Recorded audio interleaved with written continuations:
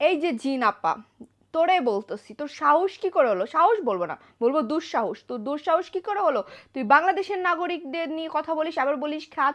2 দিনের বৈরাগী ভাতরে বলিস অন্ন। 2 দিন হয়েছে দেশের বাইরে যায় বলে দিতেছস নিজের দেশকে অসম্মান করতেছস, নিজের দেশের মানুষদেরকে খ্যাত বলতেছস, অশিক্ষিত বলতেছস। মানে পাইছসটা কি? নিজেকে দেখছস? নিজের কি মনে করিস? সেই তো জিন নিয়ে ভাইরাল হইছস। মানুষ, আমরা বাঙালি, আমরা এতটাই ইমোশন ব্যক্তি যে তোর এই ন্যাকা কান্নাগুলাকে আমরা বিশ্বাস করেছিলাম, ভেবেছিলাম যে তুই একটা ভালো মানুষ, তোর বাচ্চাটা পৃথিবী থেকে চলে গেছে, এই কারণে এই সিম্প্যাথিটা নিয়ে তুই ভাইরাল হইছস। ভাইরাল হইছস, কারা তোকে ভাইরাল করলো? এই যে আমাদের মতো নিরীহ মানুষটাই কিন্তু তোকে ভাইরাল করলো।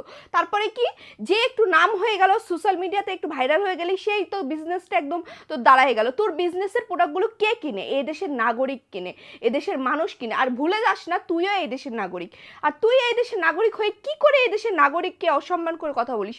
এই অথচ এই এই দেশের মানুষগুলোই তোর পোশাকগুলো কিনে দেখে আজকে 2 মুঠো খেয়ে বেঁচে আসিস।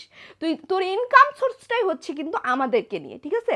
আমাদের মতো নাগরিকরাই তোর দেশ কেনে। আর তুই নিজেও এই বাংলাদেশের নাগরিক। আর 2 দিন হয় না বিদেশ যায়, কি সুন্দর তুমি পাল্টায় ফেলছো, নিজের দেশকে অসম্মান করতেছো। মানে পারিস কি করে? সেই তো জিন নিয়ে ভাইরাল হইছস, কি কাজের বুয়াকে দিয়ে জিন ধরে, কি যে নাটকটাই না করলি। আমরা বোকা দেখে তোর ওই নাটকটাকে বিশ্বাস করেছিলাম, আর তোর চোখের পানিটাকে বিশ্বাস করছিলাম, বুঝছিস? এটা হচ্ছে সবচেয়ে বড় ভুল। আমরা বাঙালি একটুতে ইমোশন হয়ে যাই, আর তোদের মতো নাটকবাজদের কান্নাগুলোকে আমরা বিশ্বাস করি, কিন্তু আমরা ভেবেও পাই না যে 2 দিন পর কি করে তোরা তোদের রংটা বদলাস। মানে কিভাবে সম্ভব? মানে দেশের বাইরে গেলে কি নিজের দেশকে ভুলে যাওয়া যায়? আবার দাবি করিস কি ইউরোপে জন্মগ্রহণ করলে খুব ভালো হতো। তুই তো যে দেশে জন্মগ্রহণ করছিস সেটাকেই সম্মান করতে পারিস না। তুই ইউরোপে আবার জন্মগ্রহণ করলে কি করে আবার সম্মান করতে? মানে তোর কাছে তো সম্মান, রেসপেক্ট জিনিসটাই তো নাই।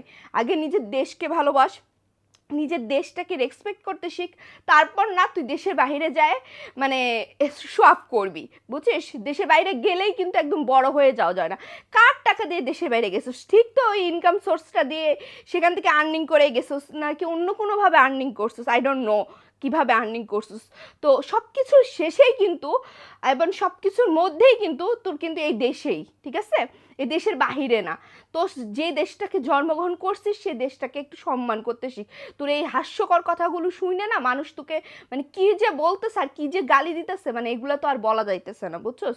ভদ্র হয়ে যা, ভালো হয়ে যা।